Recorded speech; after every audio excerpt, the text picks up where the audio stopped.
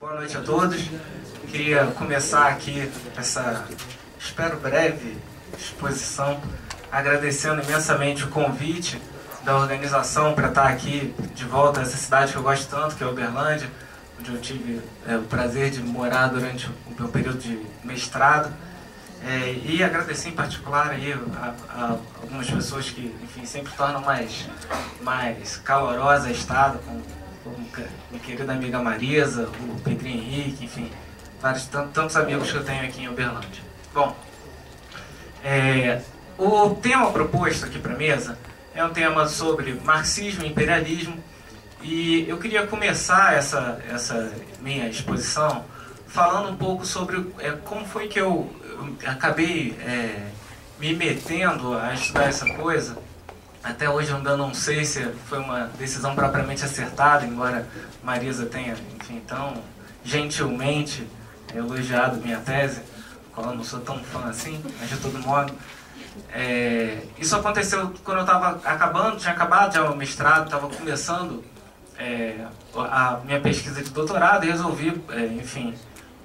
por alguma loucura momentânea que acabou se tornando mais permanente, adentrar nesse campo de estudo que é um verdadeiro mundo, porque você tem muitas referências, gente que escreve sobre o assunto há séculos, e era um momento particularmente, eu acredito, feliz para se retomar esse estudo sobre imperialismo, porque isso foi no início na primeira década dos anos 2000, e era um momento no qual, depois de um longo período de ostracismo, a teoria do imperialismo voltava à pauta do debate acadêmico e também do debate entre os movimentos sociais, etc. Isso, durante as décadas de 80 e 90, por exemplo, você podia contar provavelmente nos dedos quais eram os teóricos que de fato trabalhavam com o imperialismo. E eu tenho a impressão que muito da razão para esse retorno que ocorre no início dos anos 2000 está relacionado à percepção de que determinados eventos bélicos ocorridos então, ligados à própria à guerra do Kosovo, depois à invasão americana no Afeganistão e no Iraque, etc., acabou provocando nas pessoas um retorno a um tema que era um tema de um século atrás, que era o tema precisamente da teoria do imperialismo. Mas para a grande mídia, a não ser para aquela direita conservadora mais aberta, que efetivamente assumia uma perspectiva imperial e, mais do que isso, conclamava, sobretudo os Estados Unidos, a voltar a defender uma posição imperial, etc., para a grande maioria dos outros analistas, na verdade, a não ser essa direita mais conservadora ou os movimentos mais ligados à esquerda, na verdade, a explicação para essas guerras era sempre mais ou menos casual, em torno de debates políticos, de diferenças étnicas, de diferenças, enfim, que em última instância tornavam aqueles eventos incompreensíveis desde uma perspectiva de longo prazo, digamos assim, desde uma perspectiva histórica mais ampla. E com isso você tem um início desse retorno do debate sobre o imperialismo depois do período de ostracismo das décadas de 80 e 90, particularmente. E eu tentei organizar aqui essa exposição que eu quero fazer hoje, pegando um pouco sobre esse debate contemporâneo da teoria do imperialismo e tentando me remeter com ele também a uma questão particular que permeou a teoria do imperialismo no seu período clássico e que está ligado precisamente à questão das rivalidades internacionais, particularmente de tensões nessas rivalidades internacionais com desfechos potencialmente bélicos. É um pouco curioso que depois que você começa a adentrar muito no estudo da teoria do imperialismo, muitas das vezes a gente perde a dimensão do fato de que, para grande parte do público, enfim, que não se debruça com tanto afinco, com tanta frequência sobre o assunto, o tema principal pelo qual o imperialismo muitas das vezes é lembrado é precisamente a questão da rivalidade e das possíveis guerras que decorrem dessas rivalidades internacionais. Então eu vou tentar tomar como eixo aqui, embora o debate sobre o imperialismo, eu vou me remeter a isso de novo daqui a pouco, tenha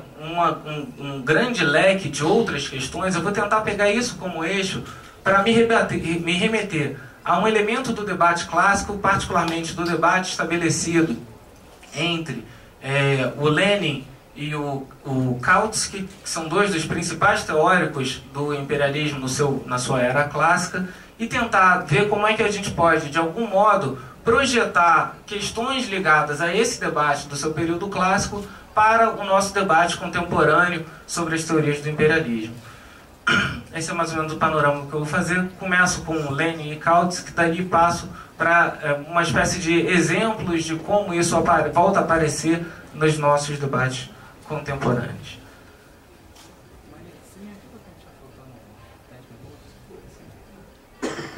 Bom, vamos lá então. Só para fazer uma breve contextualização aqui em termos da teoria do imperialismo, eu tinha dito para vocês que me parece que uma das razões para reemergência, se a gente pode chamar assim, da teoria do imperialismo, está ligado com os conflitos que têm lugar no final dos anos 90 e início dos anos 2000. Bom, a teoria do imperialismo, no seu momento chamado clássico, foi escrita numa Europa que vivia os horrores da Primeira Guerra Mundial. Então, a maior parte desses escritos data da década de 1910. Em geral, digamos, teoria pioneira sobre o assunto é remetida a um inglês não marxista chamado John Hobson, ainda em 1902, mas o período no qual acabam florescendo a maior parte das questões posteriormente é na década de 10, a partir primeiro do estudo do Rudolf Hilferd, que era um marxista austríaco, em 1910, cravado precisamente, e depois de uma série de outros autores. A Rosa Luxemburgo escreve em 14, o Lenin e o Bukharin em 15 e 16, sendo publicado em 17. O próprio Kautsky, que tem a sua obra mais importante relacionada ao assunto, é de 1912, embora ele já tivesse falado sobre o assunto em momentos anteriores a isso, tá?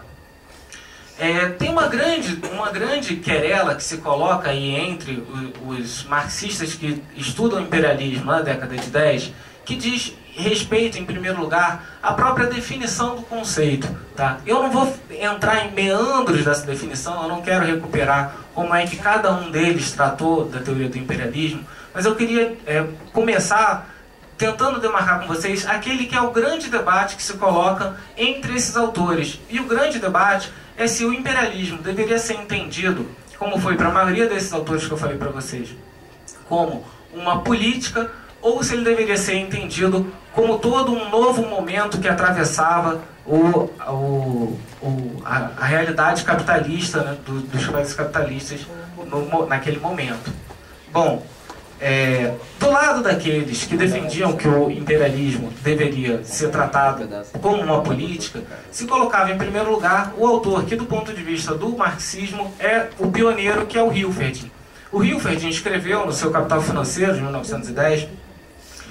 uma tese de que o capitalismo tinha se transformado e que a característica principal do capitalismo moderno, ao contrário daquele capitalismo sobre o qual Marx havia se debruçado quando escreveu o Capital, era a formação do que ele chama de capital financeiro. Então, na perspectiva do Hilferd, o processo que vinha em curso naquele momento era um processo de formação do grande capital, crescentes fusões capitalistas, formando capitais de escalas novas, que, apesar de começar a se manifestar desse ponto de vista quantitativo, criavam uma diferença qualitativa para o capitalismo, que lhe permitia falar, então, em uma nova era, um novo momento da realidade capitalista, marcado precisamente por esse processo de junção dos capitais, pelo que ele vai chamar de supressão da livre concorrência,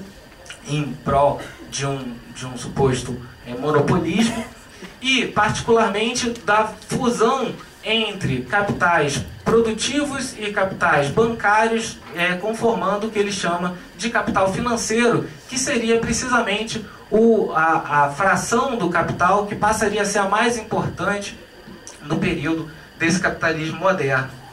Com a emergência do capital financeiro, segundo o Hilferd, você tinha em curso um processo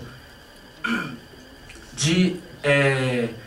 crescente eliminação da concorrência como fenômeno significativo na economia, e que levava a que os grandes grupos capitalistas que vinham se formando a valorizar cada vez mais o território econômico, o espaço territorial. Isso porque, acompanhada dessa política, desse movimento do capital, você tinha estados que passavam a defender o interesse dos seus capitais nacionais, o faziam por meio de políticas protecionistas que, em um primeiro momento, podiam ter como função viabilizar um crescimento industrial, mas que se tornavam armas de ataque contra outros grupos capitalistas, e com isso os próprios estados passavam a atuar seguindo aquele que eram os interesses dos seus capitais, buscando ampliação do território que estava disponível para raio de atuação desse capital, por meio de políticas protecionistas e por meio também, portanto, de políticas imperialistas, ou seja, políticas de conquista territorial. Esse é, grosso modo, o modo como o Hilferd trata do assunto. A gente poderia debater, enfim, em mais minúcias, eu não estou aqui para fazer isso, mas tem toda uma tradição que vai se derivar desse debate clássico, que vai tratar o imperialismo fundamentalmente como uma política que é a política associada a esse novo momento que o capitalismo vinha atravessando no período. Bom, uma dessas teorias, eu só vou fazer referência a uma, foi feita pelo, então, um autor que era um dos principais nomes do marxismo naquele período, que é o Karl Kautsky, que elogia o livro do Hilferd como sendo a continuação do Capital, e que vai chamar a atenção, ele vai tratar do imperialismo de um modo ligeiramente distinto do Hilferd. Ele vai tratar o imperialismo como uma política, a política desses tempos modernos, mas segundo ele que estaria associada principalmente à desproporção entre a produção industrial e a produção agrícola, que levaria à necessidade dos países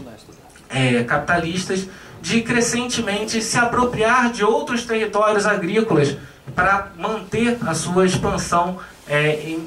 industrial interna, e, portanto, a política imperialista, a política de anexação, etc., estaria associada, na visão do Kautsky, a essa ideia de anexação de territórios agrícolas. Bom, vou voltar a isso daqui a pouco, certo? O outro lado desse debate, como eu tinha dito para vocês, é marcado por um autor só, mas provavelmente o autor que tem maior influência até os dias de hoje quando se fala em imperialismo, que é o Lenin, que publica em 17 a sua obra Imperialismo, Fase Superior do Capitalismo, no qual ele tenta, partindo da caracterização que o Hilferd havia feito sobre a crescente monopolização da economia como característica fundamental de uma nova fase que se inaugura no seio da produção capitalista, dizer que, na verdade, não só a monopolização, que é a sua característica principal, mas também a partilha do mundo entre as grandes potências, o crescente poder do capital financeiro, a rivalidade que emerge entre as potências, na medida em que se exacerbam essa competição por territórios econômicos, tudo isso para o Lenin vai ser caracterizado como o imperialismo, que na verdade seria então o signo de uma nova época, e que para o Lenin seria a época, o que ele chama de estágio superior do capitalismo, precisamente porque é o momento que o capitalismo, segundo na perspectiva dele, já começava a apresentar sinais da sua decadência. Bom, vejam só, gente, eu queria, então, começar me remetendo a esse debate clássico. Qual que é a grande importância que se deriva da gente tratar imperialismo como política ou imperialismo como uma fase que sintetiza todo esse conjunto de características? A primeira consequência, e provavelmente a mais importante dessa diferenciação, é chamar atenção para o caráter necessário ou não que tem a política imperialista. Quer dizer, se o imperialismo se trata de fato de uma política, então ele é uma política, dentre as múltiplas que podem existir. Se ele é uma fase, ele é algo que não pode ser suprimido a menos que a fase se altera. Esse é o grande debate que vai se travar entre o Kautsky e o Lenin ao longo da década de 10, e dos quais eu queria trazer alguns exemplos aqui. Então vejam só, em 1912, o Kautsky escreve contra um sujeito chamado Heinrich Kuhnel o seguinte texto, abre aspas: levados a resumir no termo imperialismo todos os fenômenos do capitalismo moderno, cartéis, impostos protecionistas, poder financeiro e política colonial, entendido desse modo, o imperialismo é naturalmente uma necessidade vital para o capitalismo. Mas essa interpretação não é senão uma frágil tautologia. Não nos diz outra coisa a não ser que o capitalismo não pode existir sem o capitalismo. E daí ele prossegue. O imperialismo existe o imperialismo existe e derivou necessariamente de dadas condições qualquer outra coisa Não, perdão, gente, desculpa, eu fiz um entremeado aqui com a frase e não ficou legal. Entendido dessa forma, a necessidade do imperialismo significaria apenas que o imperialismo existe e que derivou necessariamente de condições que, como qualquer outra coisa existe, não é de forma acidental. Mas tal afirmação, acrescenta o Kautsky, não nos fornece a menor pista para entrever o futuro do imperialismo. Bom, o futuro do imperialismo, na perspectiva que o Kautsky desenha, é o futuro que aponta para a própria superação da política imperialista. Ele vai fazer uma analogia com o que o Hilferding chama de monopolização da economia, que é a ideia de que a livre concorrência, na medida em que abate certas frações do capital, promove a monopolização da economia. Ele vai dizer, o grande capital, conforme percebe que as rivalidades interestatais se tornam obstáculos para a própria circulação normal do capital, vai em algum momento abandonar essa política de rivalidade interimperial e vai assumir uma nova forma de política. Já que o imperialismo é uma forma política entre tantas possíveis, ele vai abandonar essa forma imperialista e vai assumir uma forma que ele chama de ultra-imperialismo, que seria marcado precisamente por uma espécie de pacto entre as grandes potências capitalistas em ordem de manter uma estabilidade do sistema internacional que permitisse que o capital continuasse a operar de modo normal. O que significa que, nesse período de ultra-imperialismo, nós continuaríamos vivendo sob o jugo do capital, com todos os problemas que estão associados a isso, mas que pelo menos uma ameaça sairia do baralho. Qual? A ameaça de guerras oriundas dessa rivalidade imperialista, como estava posto lá no momento que eles estão escrevendo. Sempre bom lembrar, durante a Primeira Guerra Mundial. Bom, às vésperas e durante. Bom, a outra posição que se coloca nesse debate é a posição do Lenin, que vai criticar muito duramente o Kautsky, e aí, enfim, para quem se interessa por, digamos, história do marxismo, vale citar, o Lenin tinha sido, num período anterior, simpatizante da teoria do Kautsky, que era provavelmente um dos principais nomes do marxismo naquele momento, e durante a década de 10 se torna um ferrenho adversário político e teórico do Kautsky, e vai dedicar boa parte, para quem já teve contato com a obra dele, Imperialismo, a fase superior do capitalismo, vai dedicar uma boa parte dessa obra precisamente à polêmica estabelecida com o Kautsky. É nesse contexto que o Lenin escreve o seguinte, vou citar de novo, só porque eu estou tentando demarcar essas questões aí. Diz lá o Lenin, então. Como se deve qualificar a fase atual do capitalismo? De imperialismo ou de fase do capital financeiro?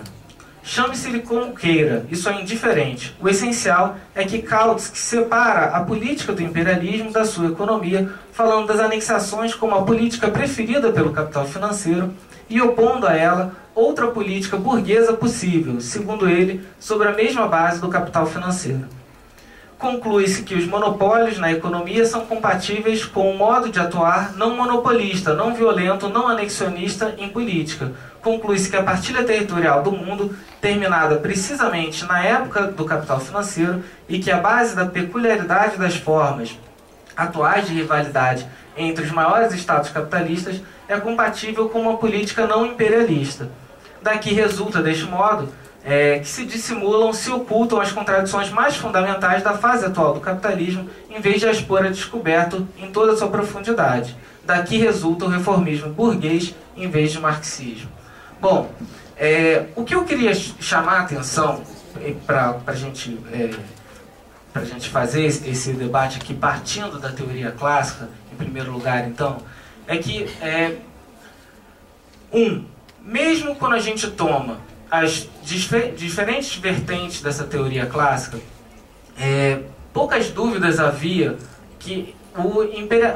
a guerra que a Europa vinha vendo, as guerras que ela vinha vendo acontecer desde o fim do século XIX, particularmente a Grande Guerra Mundial,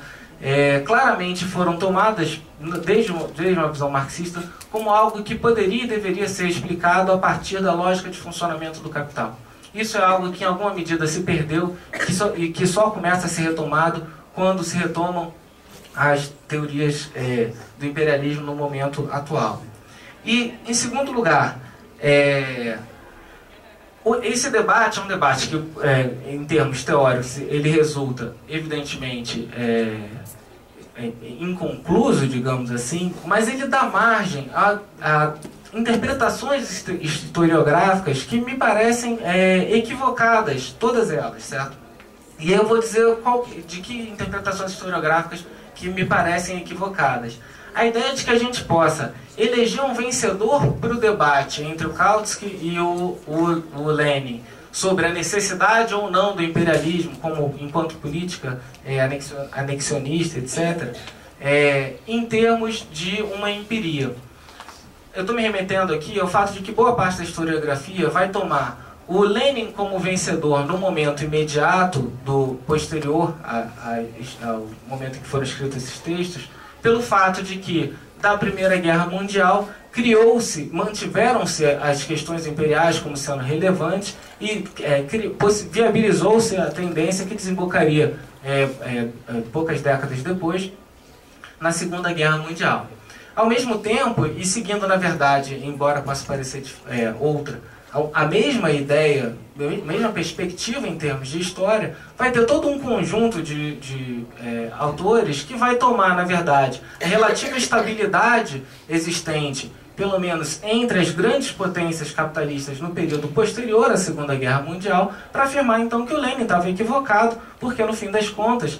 as rivalidades se apaziguaram, o capitalismo continua sendo capitalismo com todos os problemas, mas de fato ele não tem mais uma tendência bélica, belicista profunda por trás e, portanto, o Lenin estava errado. O que eu vou tentar argumentar aqui a partir dessa segunda parte da minha intervenção, que vai se voltar para as teorias contemporâneas, então, é precisamente que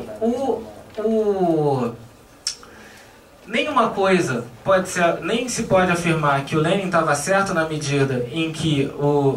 a Primeira Guerra deu lugar à Segunda, e nem se pode afirmar que o Kautsky estava certo na medida em que se conseguiu uma relativa estabilidade das rivalidades entre as grandes potências capitalistas a partir da Segunda Guerra Mundial. No fim das contas, e esse talvez seja um pouco o meu ponto, falar isso é um pouco confundir quais que são as tendências que se derivam de uma determinada situação do capitalismo mundial com a manifestação fenomênica efetiva dessas tendências. Então, mais ou menos nesse diapasão que eu vou tentar seguir. Antes de seguir e passar o debate contemporâneo, eu só queria fazer um elemento que me parece, levantar um elemento que me parece chave para que a gente não se perca em um debate de ideias que parece estar completamente descolado da materialidade, que é tentar entender esse debate precisamente naquilo que os seus defensores, em cada um dos seus pontos, tinham como objetivos em termos políticos. Como todos vocês sabem aqui, tanto Lenin quanto Kautsky interviram ativamente nos debates políticos no período da Primeira Guerra Mundial. O Lenin interveio ativamente na Revolução Russa, vendo a se tornar o primeiro líder da União Soviética. O Kautsky fazia parte do parlamento alemão e, portanto, esse debate passa muito longe de ser um debate que se dá meramente no plano das ideias.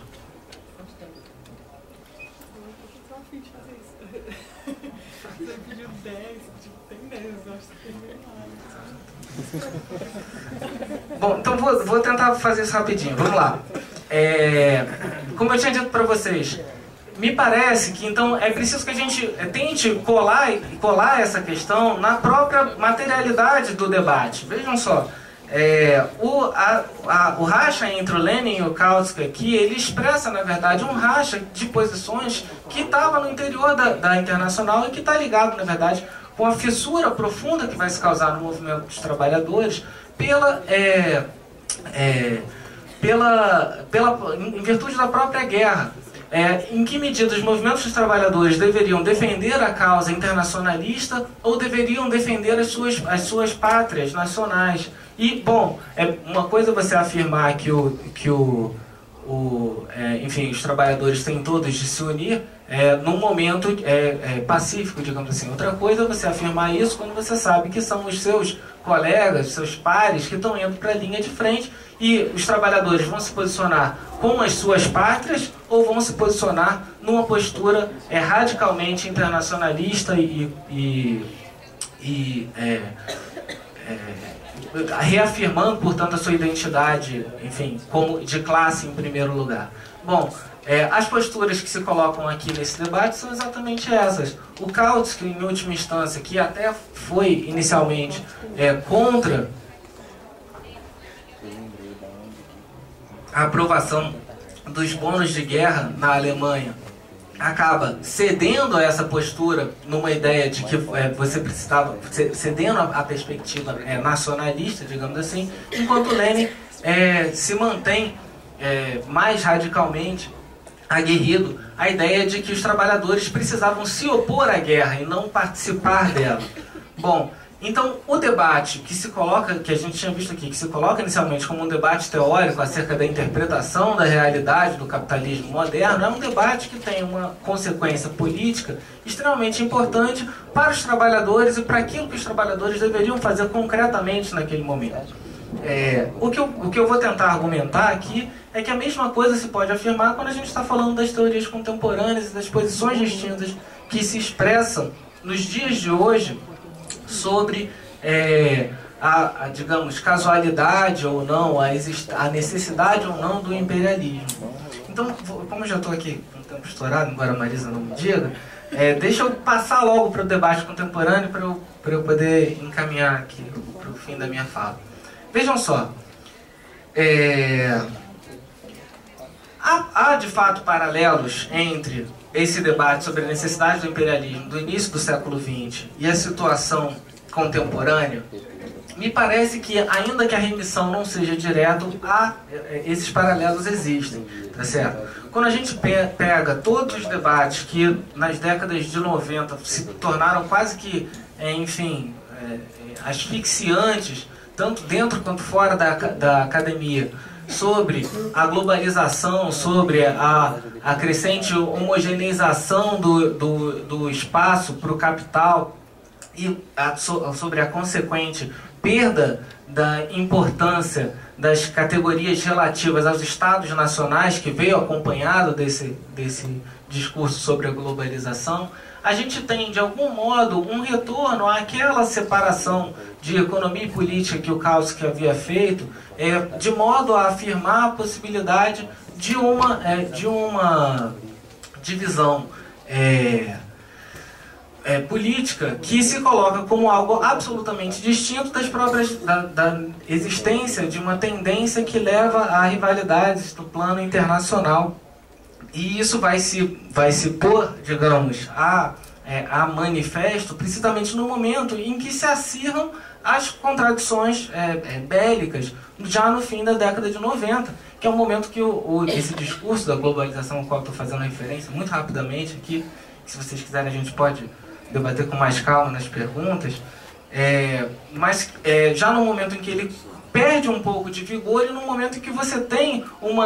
de certo modo, o que não deixa de ser uma reafirmação violenta da nacionalidade. Isso se manifesta, evidentemente, nos casos, na academia, nas perspectivas teóricas de autores, tanto marxistas quanto não marxistas. Eu não vou me estender muito nisso aqui, mas, por exemplo, a esquerda, digamos assim, no campo do marxismo, tem uma economista francesa chamada Odile Castel, que vai, no início dos anos 2000, escrever explicitamente que o mundo caminhava rumo ao ultra-imperialismo, que ainda estava na sua infância, mas que, no fim das contas, o que se via desde o fim da Segunda Guerra e que com a globalização se mostrava sua face mais digamos, que melhor demonstrava o que seria o futuro da sociedade capitalista, se marcava precisamente por esse pacto entre as grandes potências que impedia a formação de novas tendências belicistas e etc. No campo mais fora da esquerda, aí então a gente tem um milhão de teorias das quais a gente poderia falar, e eu vou citar só duas porque me parecem ser talvez as mais significativas, que são a do William Robson, que defende uma tese nos anos 2000 sobre a emergência do que ele vai chamar de um Estado transnacional que estaria baseado nessa perda de importância da categoria nacional e a transferência digamos, da forma de regulação das relações internacionais cada vez mais para esse plano supranacional,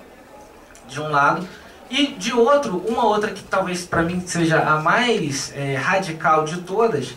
e que eu também, só para fazer um parênteses, também não coloco no campo da esquerda, eu quero enfatizar isso, fecho parênteses, que é a do Michael Hart e do Antônio Negri, tá, okay? Que é a teoria do império, que explicitamente propõe o fim da validade de teorias como a do imperialismo, que se baseavam no conceito moderno de nacionalidade, vencido pela própria história, no momento em que a própria nação deixava de ser categoria relevante para entender a realidade e que a soberania passava a se colocar, a regulação, digamos assim, das relações internacionais passava a se colocar num ente abstrato que eles chamam de império, enfim. Eu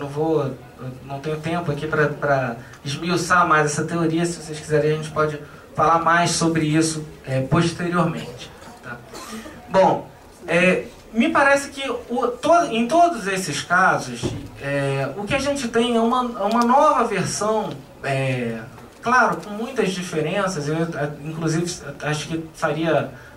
mais mau juízo do que merece o Kautsky se eu dissesse que todas elas reafirmam simplesmente o Kautsky, mas a gente tem de algum modo uma reafirmação, em última instância, da não necessidade do imperialismo, que agora se afirma não como projeção para o futuro, mas como visão do presente do capitalismo. E se a perspectiva é essa, é evidente que qualquer explicação para as tendências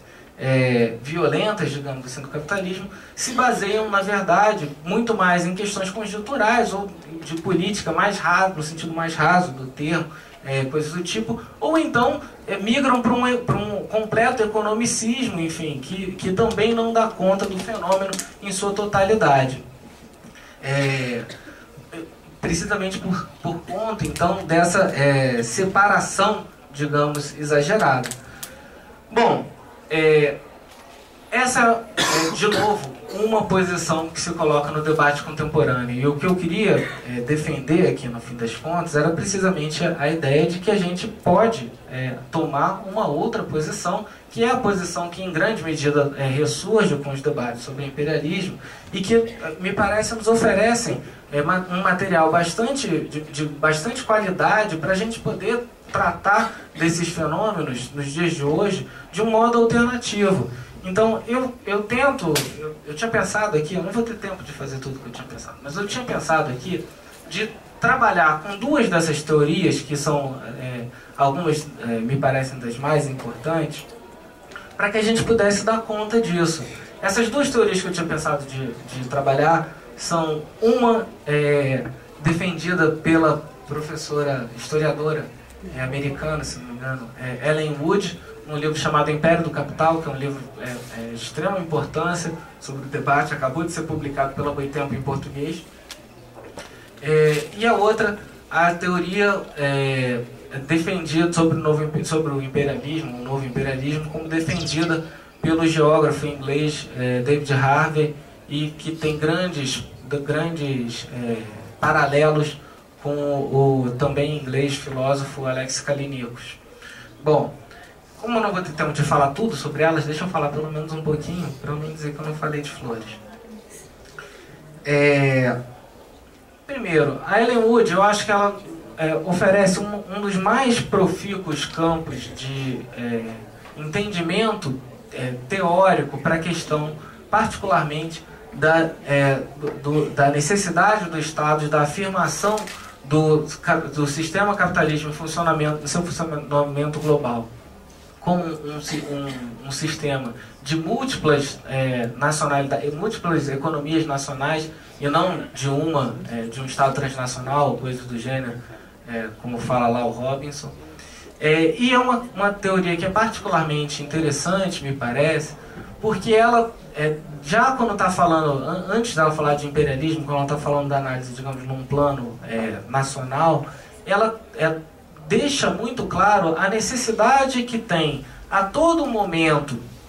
na própria economia capitalista, o papel que não deixa de exercer a coerção extraeconômica no interior desse sistema. Então, a Ellen Wood, ela parte, né, da ideia de que o capitalismo é um modo de produção que se diferencia dos demais, e só para fazer um parênteses, não tenho tempo para parênteses nenhum, Marisa, mas só para fazer mais um parênteses aqui, a Ellen Wood, ela se tornou notória num debate, que é o debate sobre a transição para o capitalismo, do feudalismo para o capitalismo. Ela apoia a tese do Robert Brenner, e ela parte, portanto, de uma perspectiva que se dá pela caracterização do modo de produção capitalista em contraponto com outros modos de produção. E nessa perspectiva, de modo bastante sucinto, o que ela afirma é que o capitalismo se diferencia de outros modos de produção pela forma como se dá a expropriação dos trabalhadores. Para falar de modo assim, sintético, se dá pelo fato de que a possibilidade de apropriação de mais trabalho não é feita de modo direto pela coerção extraeconômica, mas sim de modo indireto pela compulsão do mercado, pelo imperativo de mercado, o que torna essa forma de apropriação do mais trabalho, essa forma de existência dessa sociedade algo invisível, digamos assim, algo opaco, certo? Você não percebe a existência de uma relação de exploração, mas a relação existe. E o que ela vai fazer quando ela está analisando o imperialismo, em alguma medida... bom, só para eu não fazer justiça à moça. O fato de que a coerção deixe de ser fundamental para a apropriação do mais trabalho não significa que perde importância a coerção extraeconômica, muito pelo contrário, ela muda de papel. Então o Estado se mantém como necessário em realizar, como, digamos, não único, mas principal ator na coerção extraeconômica, como necessário para a própria reprodução do modo de produção capitalista. Embora ele não seja necessário do ponto de vista da apropriação do mais-valor, ele é necessário na garantia da ordem e na garantia do funcionamento daquele modo de produção. E o que ela vai fazer posteriormente, então, é exatamente projetar essa ideia para as relações entre países e dizer, na verdade, da mesma forma que no caso das relações entre classes, nós não vemos essa relação de expropriação, digamos assim, também nas relações internacionais, não é, ainda que invisível, é possível dizer que existem em operação mecanismos do gênero. Bom, uma questão que se coloca para Ellen Wood, e que aí é um ponto mais polêmico, que eu não vou ter tempo de explorar agora, é o fato de que para ela, como o que caracteriza o modo de produção capitalista é essa expropriação via o mecanismo de mercado, a compulsão de mercado, o imperialismo lá da época clássica não era propriamente um imperialismo plenamente capitalista, porque ainda dependia de uma força militar mais ampla. Enquanto que o de hoje sim porque pode se apoiar exclusivamente no mecanismo de mercado. Bom, e é exatamente porque eu entendo que a Ellen Wood, embora tenha uma análise que é muito interessante, digamos, escorrega nesse ponto aí, que eu trago também a ideia do Harvey, que vai falar na existência de duas lógicas do capitalismo. Eu acho que ele tem muitos problemas na análise dele, enfim, eu queria ter tempo aqui para falar mais, mas não vou ter. Mas basicamente ele vai tratar o imperialismo a partir de uma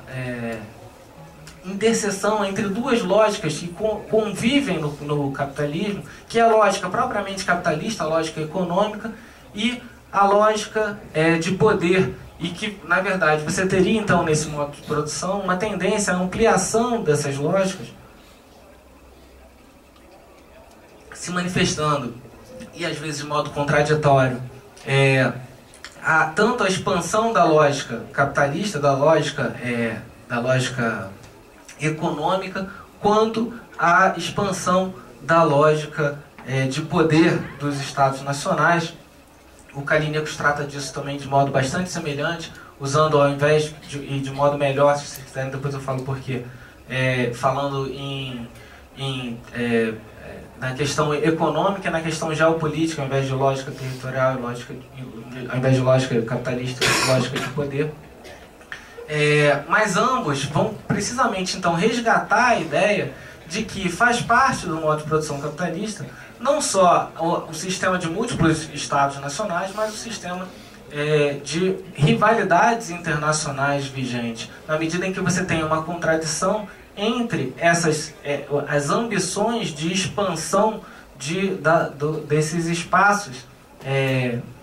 geopolíticos e econômicos situados no interior de distintos estados nacionais. Bom, ficou meio telegráfico. Se vocês quiserem, eu posso enfim, alongar mais nas perguntas. Para concluir, gente, o que eu queria resgatar aqui nessa fala, foi bem mais longa do que eu esperava, é basicamente a ideia de que o Kautsky talvez tivesse certo quando ele fala que assim como a concorrência gera o monopólio, a rivalidade gera, digamos assim, a paz, mas na verdade do jeito que ele acreditava,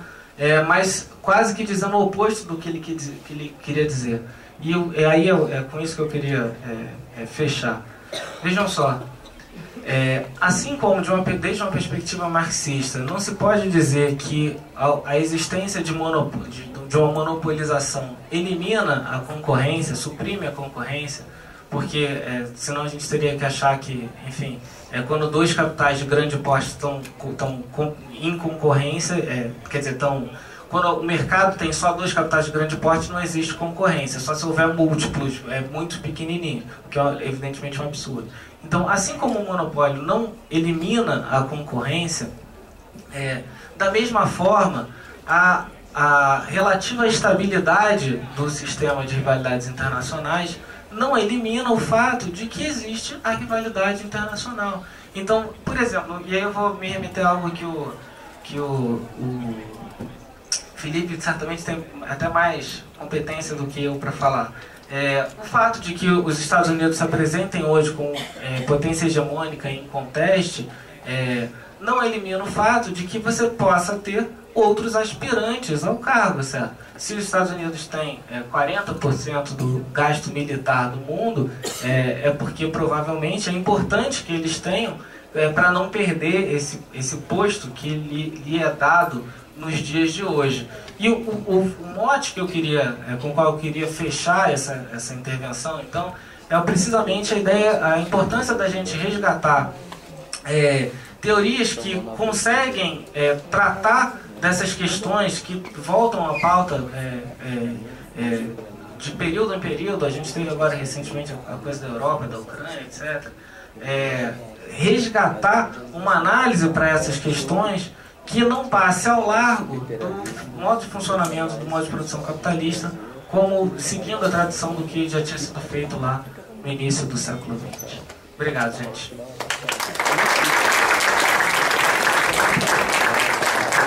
Obrigada.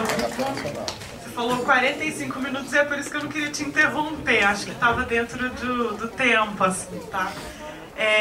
Então eu passo imediatamente a palavra para o Felipe e já antecipo que eu acho que a mesa vai ficar numa sequência ótima mesmo. Assim. Tô adorando. Os meus alunos podem imaginar quanto eu gosto. Ela é suspeita para dizer, porque ela tem um trabalho muito importante sobre a teoria do imperialismo. Né? Inclusive, convido a todos para participarem da mesa. É amanhã a tua mesa? Quinta-feira, mas amanhã também vai ser boa. Bom, eu queria começar então agradecendo o convite, toda a comissão organizadora, a Marisa, eu cumprimento o Hugo, que conhecia por conta da tese e agora conhecendo pessoalmente, também recomendo a leitura do trabalho do Hugo, que faz ali um levantamento sobre as teorias do imperialismo e alguns apontamentos sobre as possibilidades de compreensão da conjuntura atual por meio dos ferramentais teóricos e metodológicos dessa teoria. Em nome do NEPRE, que é o núcleo que eu coordeno, que também faz parte da organização aqui da semana, eu agradeço a presença de todos e vou tentar aqui, dentro do tempo que tenho, fazer aqui uns breves apontamentos sobre esse tema tão amplo como o colocou, que permite aí múltiplas portas de entrada, né? E eu estava pensando como trabalhar o tema, né? Já que ele é tão amplo, e eu consegui, enfim, rapidamente esboçar uma série de portas de entrada, né, no debate. Primeiro, fazer uma arqueologia do conceito, ir lá atrás e ver como o conceito se desenvolve no tempo, quais eram as implicações, como o conceito se comporta dentro da sua conjuntura histórica, uma aplicação do conceito em determinadas conjunturas. E recentemente eu até orientei um trabalho sobre como o Haiti, a história do Haiti permite compreender diferentes etapas da atuação imperialista, né? Porque já foi fruto de várias intervenções, inclusive hoje é fruto de uma intervenção a partir de um elemento liderado pelo Brasil, que é a MINUSTAH, que também poderia abrir aí uma porta de entrada para discussões sobre o subimperialismo, ou, enfim, expor as especificidades ontológicas, epistemológicas e metodológicas do termo, né? Então, existem vários prismas possíveis, e eu, parando para esse evento, eu cheguei, enfim, adotei a seguinte estratégia. Eu quero tentar entender como que as teorias do imperialismo nos ajudam na compreensão das relações econômicas contemporâneas, né, das relações econômicas internacionais contemporâneas, principalmente no século XX e principalmente no pós-Segunda Guerra Mundial. Então, eu estou aqui me atendo a um período bastante específico das relações internacionais, da história das relações internacionais, que se confunde, de certa maneira, com a emergência de um poder, né, um poder hegemônico, e aqui eu estou fazendo, obviamente, referência aos Estados Unidos e o papel que esse país desempenha atualmente, enfim, nas últimas algumas décadas, né, principalmente desde a década de 30 até hoje, o papel que os Estados Unidos desempenham para o funcionamento, para a lógica das relações econômicas internacionais contemporâneas. Essa escolha minha, ela é, de certo modo, enviesada por conta da formação, né, que a Marisa leu, aquele extenso, né, relato sobre o meu percurso acadêmico, e eu tenho formação em Relações Internacionais, doutorado em Ciência Política, sou professor do curso de Relações Internacionais e tenho uma atuação, minha linha de pesquisa, ela tem a ver com a política externa dos Estados Unidos, nas suas mais diferentes frentes e das suas mais diferentes variações durante o século XX. E também como coordenador do NEPRI, que é o Núcleo de Estudo de Pesquisa em Relações Internacionais, que se propõe a pensar, entre outras coisas, como que funciona a ordem econômica, as relações internacionais contemporâneas como um todo, mais especificamente as relações econômicas internacionais contemporâneas, e o papel que os Estados Unidos desempenham nisso. E também tentando aqui, talvez de maneira ousada, propor, eu estou vendo que tem vários alunos de relações internacionais aqui, propor um rápido diálogo entre as teorias do imperialismo, principalmente as teorias clássicas do imperialismo, e as interpretações que surgem, principalmente depois da década de 70, que é que eu chamo das teorias mainstream de relações internacionais, que tem ali fortes possibilidades de absorver elementos da teoria clássica do imperialismo, assim como eu acho que também tem algo a contribuir para o debate, e muitas vezes essas bibliografias não se reconhecem, né? Não dialogam. E aí eu tento com isso me rebelar contra uma tendência existente na academia hoje, que essa tendência é o cientificismo ahistórico, né? Em busca de uma elegância ou de uma eficiência, uma causalidade que se restringe a 2 ou 3 conceitos, tentar explicar as relações internacionais a partir daí. Olha, isso é impossível, é tirar o social da explicação, é tirar a contradição da explicação, e as relações internacionais, por ser uma ciência social, por ser um fruto, né, das relações sociais, também não há como tirar das relações internacionais as contradições, as dialéticas, né, os movimentos muitas vezes contraditórios que existem. Então é uma tentativa também um pouco de tentar me rebelar contra uma pressão que existe hoje na academia, não só na área de relações internacionais, mas em diversas áreas, né? E eu acho que todos aqueles que trabalham, né, com isso devem sentir pressões similares, né? Pressão para... enfim, esse é um tema para outro debate, né? Mas então entender o poder norte-americano, quais são as suas especificidades, as suas causas históricas, os seus elementos de sustentação, e como que a ascensão dos Estados Unidos enquanto poder hegemônico nos ajuda a entender um pouco dos limites e das oportunidades da teoria clássica do imperialismo, e nos ajuda a entender as relações econômicas contemporâneas. Bom, então para isso eu vou fazer aqui uma breve menção às teorias clássicas do imperialismo, mas o Hugo já fez isso com maestria, então vou passar rapidamente por esse ponto, tentar apontar alguns anacronismos e algumas questões que a teoria clássica do imperialismo, pelo menos me fizeram pensar, e que parte da literatura aponta como limites ou possíveis limites para a interpretação da ascensão do poder norte-americano e, por fim, as especificidades desse período histórico, desse bloco histórico, sob a liderança norte-americana e são as possibilidades de interpretação dessa conjuntura por meio das teorias do novo imperialismo, essas novas correntes da teoria do imperialismo. Bom, então esse é o mapa, espero ser bem sucedido no curto espaço de tempo que tenho, né? Bom, como o Hugo disse, né, as teorias clássicas do imperialismo então, se voltam ali, surgem, né, o epicentro histórico é ali no início do século XX, e, de certa maneira, a teoria clássica do imperialismo, no meu entendimento, tem muitos elementos que eu considero extremamente positivos, né, que trazem para análise uma tradição de tentativa de compreensão das relações internacionais, um legado que considero extremamente rico e gostaria de enfatizar aqui. Primeiro, que as teorias clássicas do imperialismo permitem uma leitura, de maneira, de certo modo, concomitantes de variáveis de cunho econômico e de variáveis de cunhos políticos, né? E isso é uma tendência que, enfim,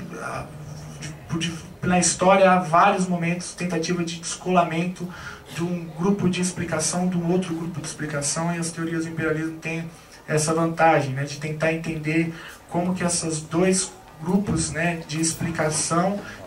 conversam, inclusive são partes de uma mesma totalidade, são faces de uma mesma moeda. Que esse é o objeto clássico da economia política internacional, que depois é absorvida por parte das teorias de relações internacionais. Também torna evidente, as teorias clássicas do imperialismo tornam evidentes as relações carnais entre o capital e as armas, né? Ou seja, entre a expansão do capital das suas mais diferentes formas, mas principalmente o financeiro, né, que é uma das características da teoria do imperialismo, teoria clássica do imperialismo, e sem desconsiderar as anexações formais, né, o uso das armas, conceitos caros aos politólogos, né, que como enfim, a balança de poder ou coisas do tipo, né. Também permite ignorar ou romper com aquelas divisões pouco naturais entre arenas internas e arenas externas, como se fosse possível pensar uma coisa sem a outra, como se as relações internacionais fossem uma arena autônoma e as políticas domésticas fossem uma outra arena e que essas duas arenas não tivessem nada em comum. E também abre possibilidade para tratamentos diversos a diferentes conceitos como colonialismo, neocolonialismo, complexo industrial militar, ciclos de inovação, congelamento de poder, hegemonia e assim por diante. Bom, dentro disso, as teorias clássicas do imperialismo, embora não formem um grupo coeso, como o Hugo deixou bem evidente, de certo modo concordam no seguinte, tramitam no seguinte terreno, né? O imperialismo então é uma fase específica ou uma política disponível, né, aos estados centrais, e aí o Hugo fez questão ali de fazer bem o debate que havia ali entre Kautsky e Lenin, que é um período essa questão do fim da concorrência para o capitalismo monopolista ou capitalismo financeiro também, a caracterização da formação dos monopólios, a exportação de capitais, surgimento do capital financeiro e sua expansão, a sobreposição do capital bancário com o capital industrial, criando a necessidade da expansão do Estado, bem como a absorção do Estado pela classe financeira, a responsável, ou melhor, a evidente desdobramento disso, que foi a partilha do mundo, aqui fazendo uma referência às políticas colonialistas, questões como o desenvolvimento desigual, que a gente vai ouvir certamente nas próximas mesas, enfim, explica a volta do protecionismo, a guerra alfandegária, e, enfim, mais ou menos por ali que caminha o debate clássico aqui do Hilferding, do Kautsky, do Lenin, como o Hugo já mencionou. De certo modo, entendo que esses autores estavam numa espécie de corrida intelectual para tentar compreender a grande expansão internacional das relações econômicas no século XIX e início do século XX. E discordam, né? Dentro do debate clássico havia discordâncias se era uma política ou se era uma fase, quais os efeitos o imperialismo exerceria na luta de classes, e discordavam também sobre a possibilidade de haver uma aliança entre as potências imperialistas. Bom, esse debate clássico, né, da teoria do imperialismo, ao meu ver, né, possui alguns anacronismos, que muitos deles já tinham sido alertados por parte da literatura na época. O primeiro é que o próprio Hobson dizia que o possível risco da superextensão. O que seria o risco da superextensão? Que já tinha sido previsto por Hobson, dizendo que o imperialismo, entendido como anexação formal, dentro daquele terreno que eu acabei de mencionar, possuía limites, porque a anexação formal, dependendo da maneira como fosse feita, os custos da anexação poderiam superar os benefícios econômicos, tornando o imperialismo inviável. E o segundo, talvez, anacronismo já tinha sido alertado, tinha sido trabalhado por Gallagher e Hobson, que dizia que a existência da política imperial, das políticas imperiais, aconteciam a despeito das variáveis econômicas. Portanto, haviam outras variáveis estratégicas, geopolíticas, independente das explicações tradicionais, que tinham ali ancorado fortemente nas variáveis puramente econômicas, né? No meu ver, talvez essa tenha sido a dificuldade em captar as dinâmicas políticas mais recentes por parte da teoria do imperialismo, né? E também o fato das teorias do imperialismo clássico, né, como o Hugo disse, tenham ficado marginalizadas, principalmente ali na primeira metade da década de 20, 30, até mais ou menos a década de 60. O Hugo chama isso, na tese dele, só para te provar algo que eu li mesmo, de uma espécie de refluxo, né? Eu gostei do termo. A Marisa também menciona isso na tese dela. Não usa o termo refluxo, mas também aponta, né, esse período de relativo esquecimento das teorias clássicas do imperialismo. Em parte, na minha interpretação, é parte desses anacronismos existentes, né?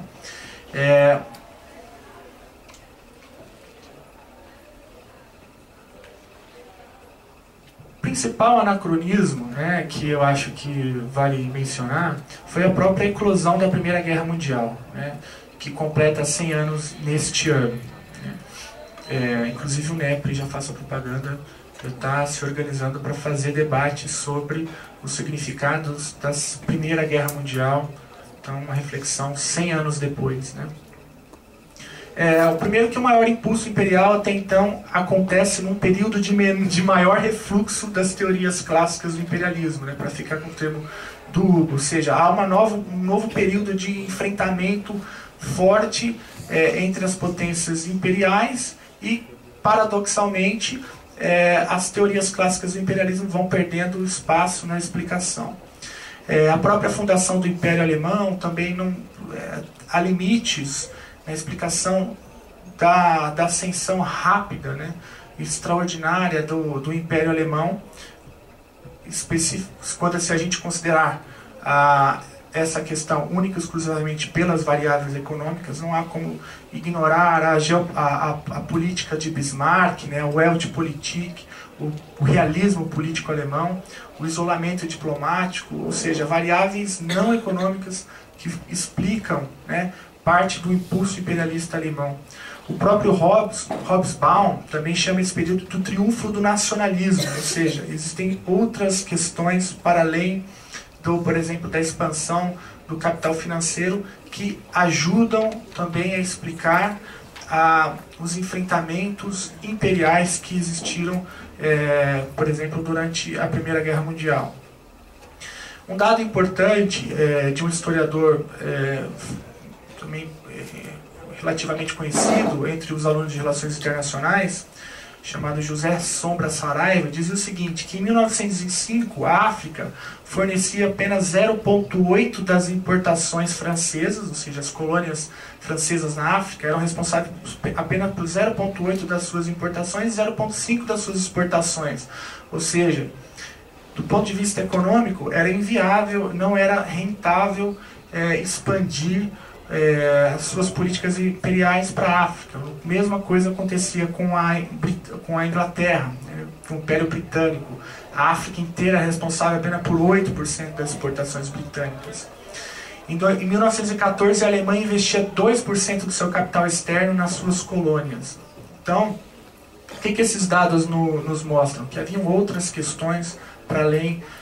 das variáveis puramente econômicas que nos ajudam a entender esse impulso imperial que acontece na Primeira Guerra Mundial e talvez a dificuldade de diálogo das teorias clássicas do imperialismo com essa constatação empírica tenha, talvez, nos ajude a entender um pouco do refluxo e ascensão do darwinismo social e assim por diante. E outro anacronismo foi a baixa, no meu entendimento, a baixa relevância atribuída a um conceito que a literatura convencionou se chamar de imperialismo informal. E aqui, o imperialismo informal, a gente começa a se aproximar do tipo de liderança que os Estados Unidos exercem no mundo. E a primeira coisa que me chama a atenção é que se a competição comercial e financeira fossem as causas profundas da Primeira Guerra Mundial, a Grã-Bretanha deveria ter lutado com os Estados Unidos e não com a Alemanha, porque já nesse período eram os Estados Unidos que, do ponto de vista financeiro e industrial, do ponto de vista do capital, se colocavam como maior rival, como maior concorrente. Portanto, grande parte do sucesso imperial norte-americano, ou do sucesso da liderança americana, se deu em bases outras que não essas previstas pelo imperialismo, pelas teorias do imperialismo clássico. Portanto, a conclusão que se dá para tirar até aqui é que é impossível, pensar a hegemonia, ou a liderança, ou o poder americano, ou o imperialismo americano, com explicações monocausais, enfatizando o capital financeiro em detrimento do nacionalismo, ou enfatizando o poder do capitalismo nos Estados Unidos e ignorando o poder das armas desse país. Bom, dito isso, eu vou agora diretamente para uma questão, então, que é a questão que eu me propus no início, que quais são, portanto, as especificidades da liderança norte-americana, por que ela se diferencia e pode, no meu entendimento, traz problemas importantes para a teoria do imperialismo clássico, e por isso que existem esses novos movimentos aí de reinterpretação do imperialismo a partir da conjuntura atual. Bom, Estados Unidos, a história dos Estados Unidos, eu não vou me estender muito nesse ponto, mas inicialmente eles tinham um discurso anti-imperialista, até porque tinha um histórico de luta contra o colonialismo inglês. Entretanto, a América Latina foi e ainda é uma arena de testes, de diferentes testes da política externa dos Estados Unidos. Então, nós somos um espaço onde os Estados Unidos costumam testar determinadas doutrinas de política externa, e fomos então alvos, e ainda somos, de diferentes tipos de intervenção, intervenções formais e também intervenções informais, né? Para ficar aqui com o imperialismo formal, então você pega toda a América Central e o Caribe, foram praticamente todos os países dessa região vivenciaram intervenções formais dos Estados Unidos, enquanto que já na América do Sul já a estratégia era outra, embora ainda assim com diversas intervenções formais. E também os Estados Unidos, nessa altura, ali no século da década de 20, década de 30 do século 20, tinham ali várias contradições, vários problemas internos. Já tinha uma indústria bem consolidada, já poderia, já depois da Segunda Guerra Mundial, da Primeira Guerra Mundial, exercer uma liderança no mundo, mas tinha que brigar ali com os isolacionistas dentro do próprio Estados Unidos, que iam na contramão dos idealistas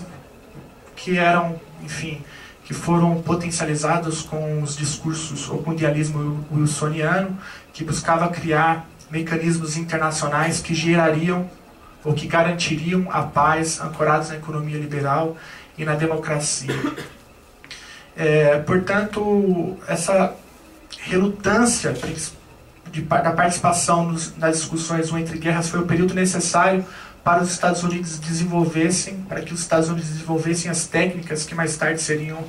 usadas em escala global, como essa conjunção das estratégias de imperialismo formal e informal, o discurso liberal,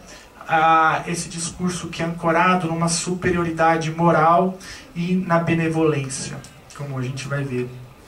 com mais profundidade já já. Então, a entrada dos Estados Unidos na Segunda Guerra Mundial, já na entrada, ele já tinha as bases militares, econômicas e ideológicas para exercício de uma liderança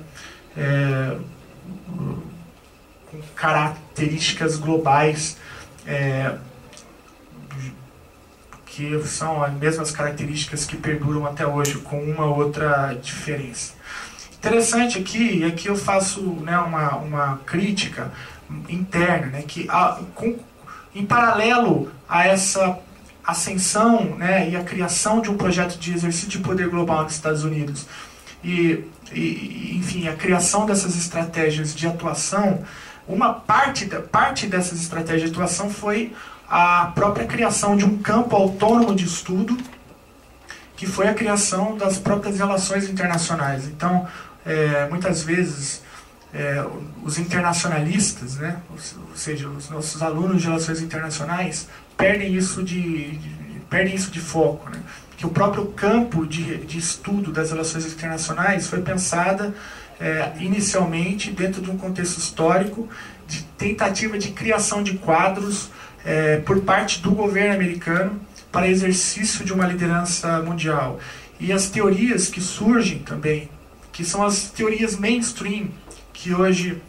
se lê nos cursos de relações internacionais, também foram criados com esse mesmo objetivo. E é interessante ver esse paralelo entre esse bloco histórico, né, onde existe a ascensão do poder dos Estados Unidos como liderança mundial, a criação de um corpo técnico, e aí a criação do campo de estudo das relações internacionais, surge em paralelo a isso, e a criação de uma teoria que tentasse justificar a participação ativa, extrema, engajada dos Estados Unidos no mundo, e aqui eu estou fazendo uma referência à teoria realista de relações internacionais. Então isso formava uma espécie de bloco histórico que permitiu que os Estados Unidos calassem os isolacionistas, né, domesticamente,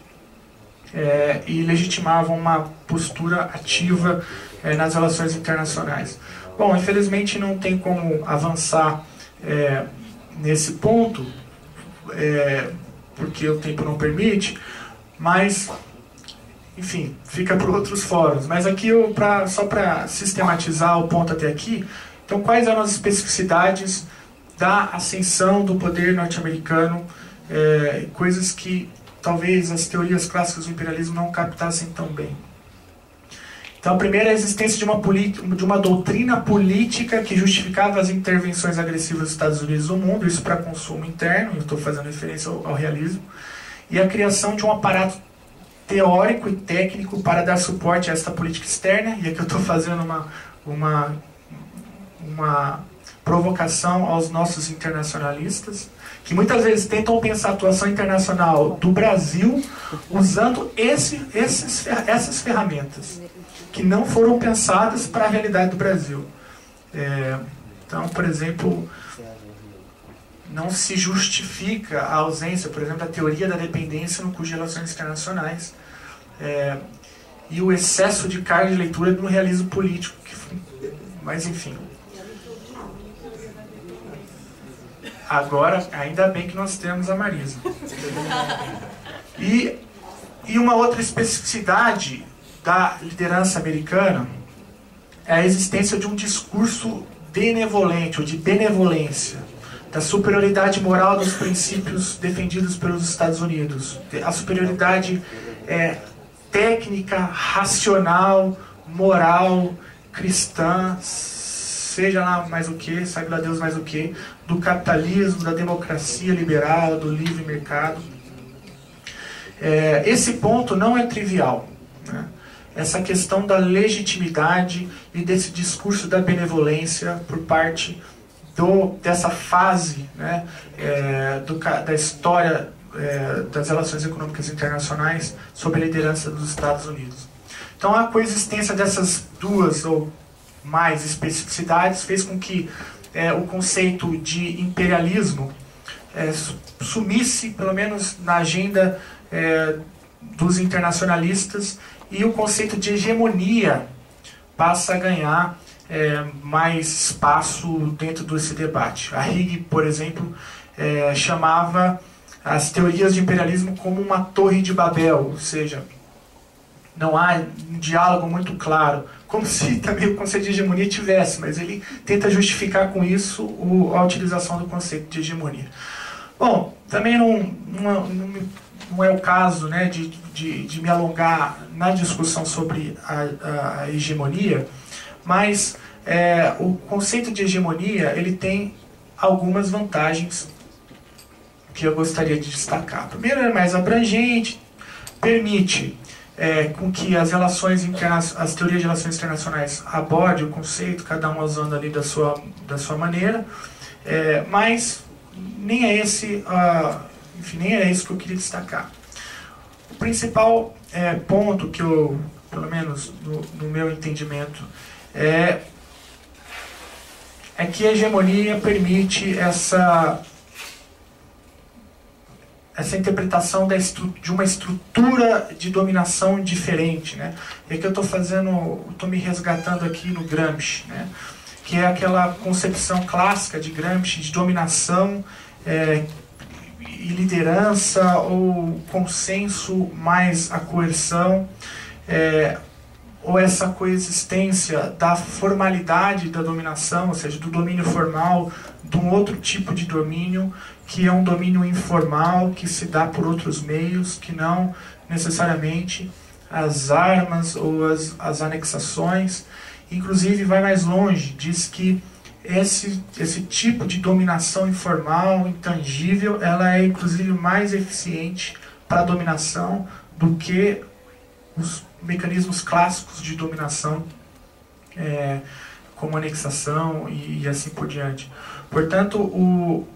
dentro da concepção mais de esquerda, no debate sobre a hegemonia norte-americana, tem essa concepção de uma espécie de um equilíbrio compromissado, e o Estado tornando-se reflexo de interesses particulares, mas apresentados como universais. Interesses particulares, mas apresentados com uma roupagem de legitimidade, com uma roupagem de benevolência. Portanto, é um ator que é sim superior, mas que exerce a sua superioridade de acordo com princípios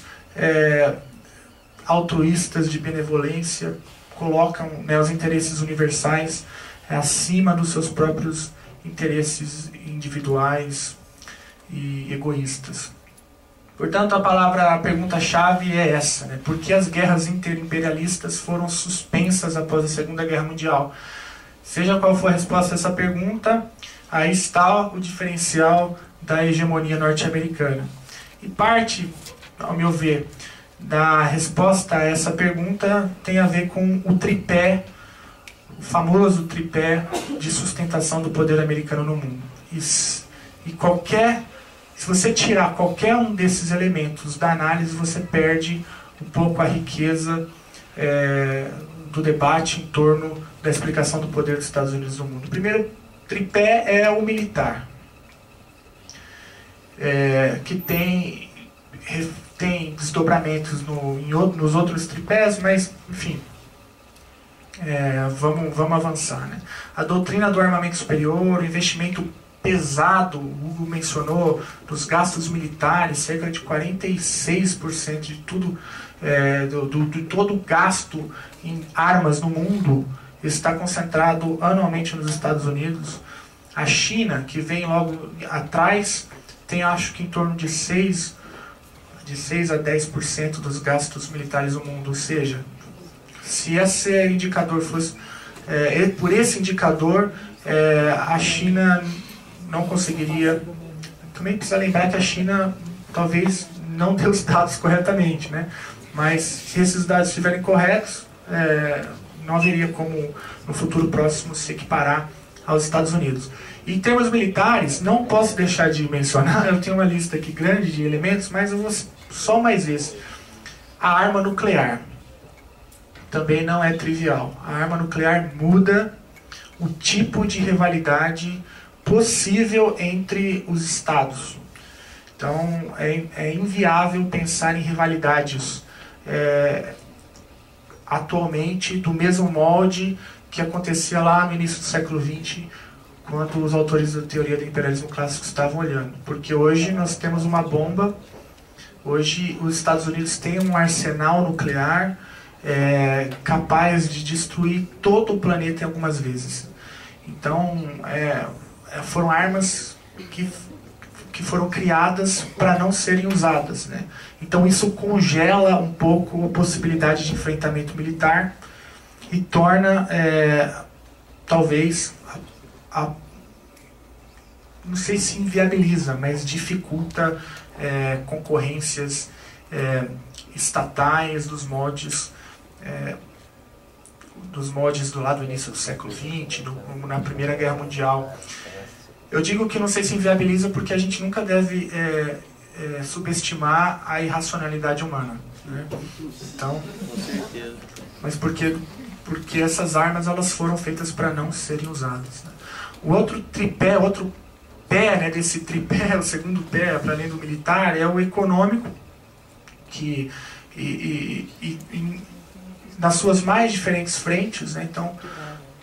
não só a superioridade industrial, tecnológica americana, mas a maneira como os Estados Unidos conduzem a criação de uma ordem econômica internacional amparada em instituições como a criação de Bretton Woods, tentativa de estabilização econômica, a defesa que os Estados Unidos fazem a política de bem-estar social, as políticas de pleno emprego, tentando conter, mas principalmente o risco soviético. Estão permitindo, né, a parte da literatura de relações internacionais chama isso de uma espécie de liberalismo embutido, ou seja, cria uma ordem econômica liberal, mas embute-se nessa ordem econômica liberal cláusulas sociais, a possibilidade de trapaças, a possibilidade de uma forte indução do Estado para a reorganização dos Estados destruídos na guerra, para conter o avanço do que para os Estados Unidos eram ideologias exóticas, né, comunistas, soviéticas, na sua área de influência, e vários outros conceitos, né? A própria teoria da estabilidade hegemônica surge daí, a interdependência complexa, mas enfim. E o terceiro tripé é o tripé ideológico, né? Que, como o discurso americano está fortemente ancorado nesse quesito da benevolência ou da superioridade moral, então o imperialismo tipo de liderança, o tipo de hegemonia exercido pelos Estados Unidos, para citar aqui um conceito do Panizzi, é uma espécie de um imperialismo por convite, né? Porque para além da supremacia militar e da superioridade econômica, também se cria uma hegemonia cultural. E para exemplificar isso, eu cito o caso aqui do nosso senador Mangabeira, que ao receber nosso parlamento, ao receber Eisenhower, um herói de guerra que tinha acabado de acabar a Segunda Guerra Mundial, Eisenhower vem ao Brasil e aí o Mangabeira beija a mão do Eisenhower, né? Tinha sido foi tudo um problema de tradução, mas tem a foto, né, do nosso senador, porque o Eisenhower fazia um discurso que, né,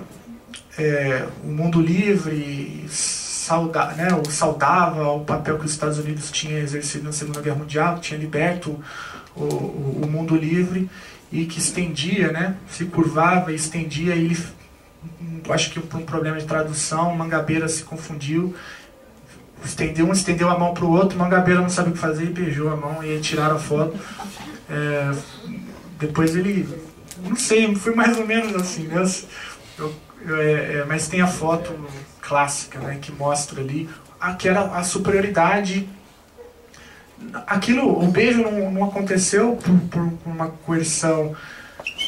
não aconteceu por uma imposição econômica, aconteceu também por uma hegemonia cultural,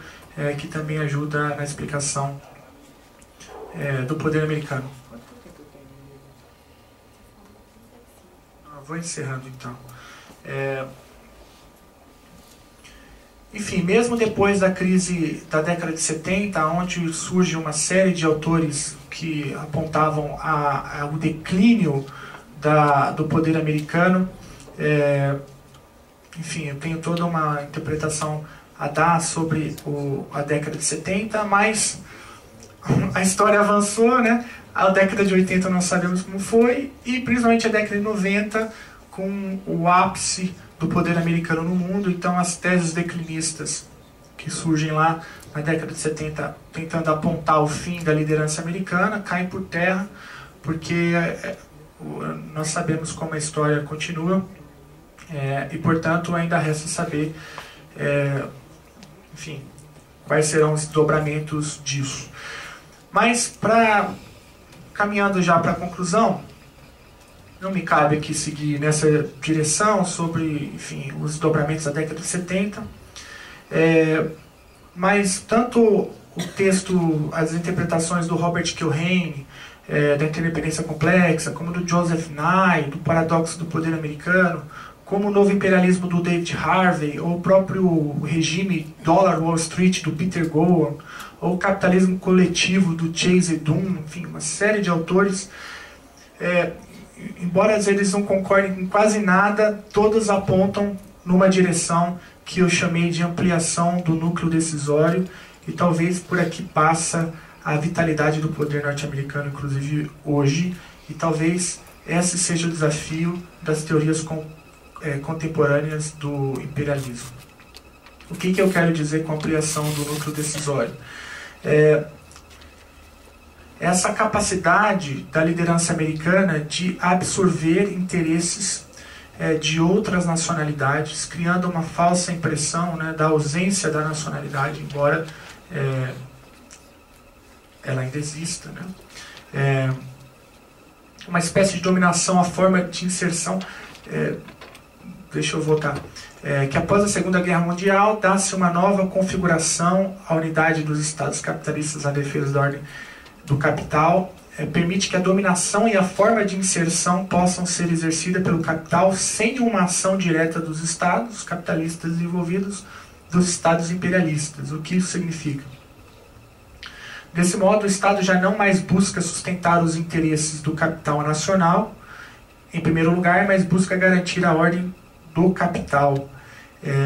A transformação é essa que suspende as rivalidades bélicas entre os Estados capitalistas desenvolvidos, afastando assim do cenário retratado nos textos clássicos sobre o imperialismo de Lenin,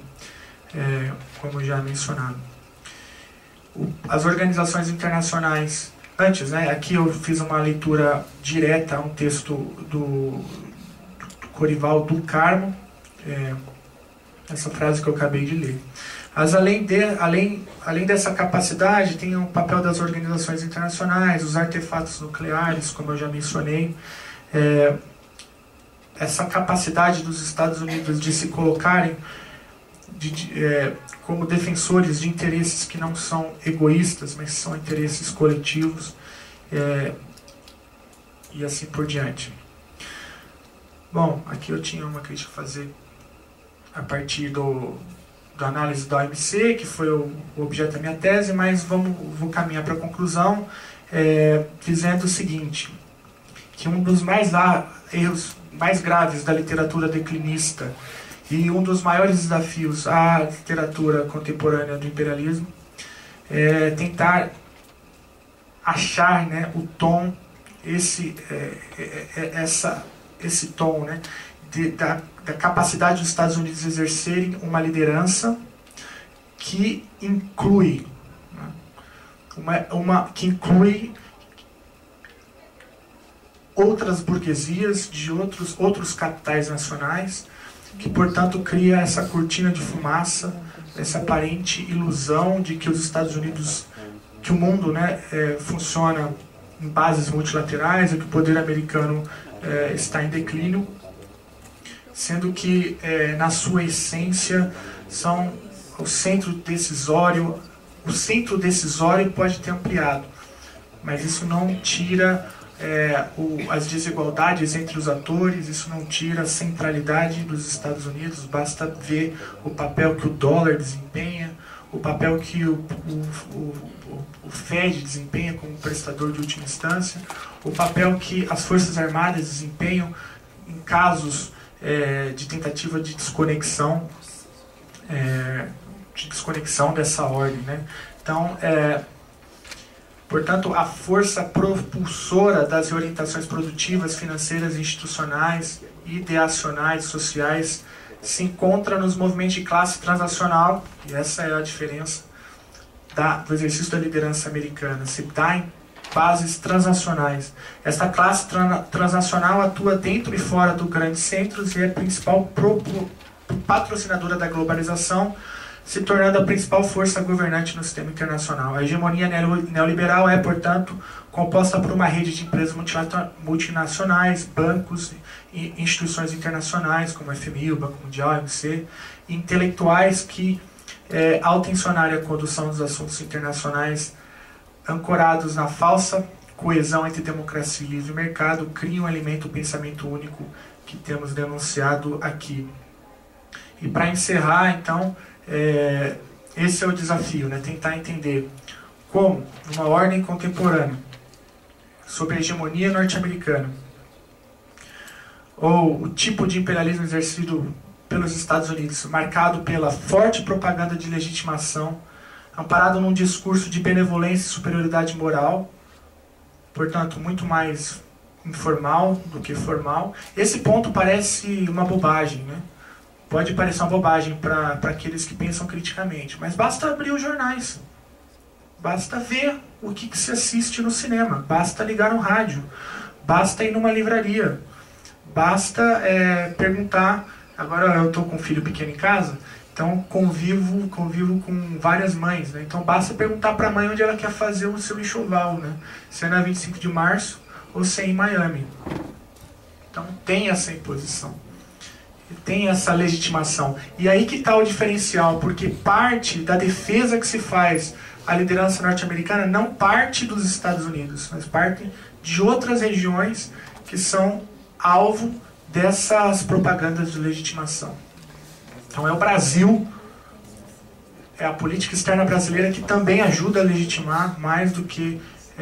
constranger a política externa. São as indústrias brasileiras que hoje saem na imprensa criticando a política externa do governo do PT, de cooperação Sul-Sul, e defendendo um pacto comercial com os Estados Unidos, porque dizem que negociar com a África, negociar com o Mercosul, não faz sentido. É uma agenda eleitoral que surge agora, que já defende, já agora, o fim do Mercosul e um novo pacto comercial com os Estados Unidos. Então somos nós pedindo. É uma hegemonia também que é inclusiva, ou tem essa falsa impressão de inclusão, pois permite a defesa dos interesses de uma classe não nacional. É agressiva com os países que querem qualquer tipo de desconexão, como o Hugo mencionou, os casos recentes do Iraque, agora o Irã, que está sofrendo uma série de sanções, o Afeganistão, para recuar um pouco mais os Balcãs, enfim. Podemos fazer uma lista longa. Também é agressiva, ou melhor, é regulatória, agindo como emprestador de última instância e mantendo a credibilidade do dólar, e é uma hegemonia ilusória, porque permite certo grau de multilateralismo, que na verdade segundo a hipótese que eu estou defendendo, apenas uma ampliação de um mesmo núcleo decisório. Portanto, vou encerrando por aqui. O Hugo fez ali uma pergunta final, né, da possibilidade da existência de outros aspirantes. Possibilidade teórica, no meu entendimento, existe, mas, dadas as conjunturas atuais, não consigo vislumbrar nenhum ator que tenha condição e mais, que queira. Então, se você vê a China, por exemplo, a China não quer. Ela quer se integrar mais, mas não quer assumir essa posição. Então, concluo dizendo que qualquer reflexão contemporânea sobre o imperialismo deverá absorver estas características específicas do poder norte-americano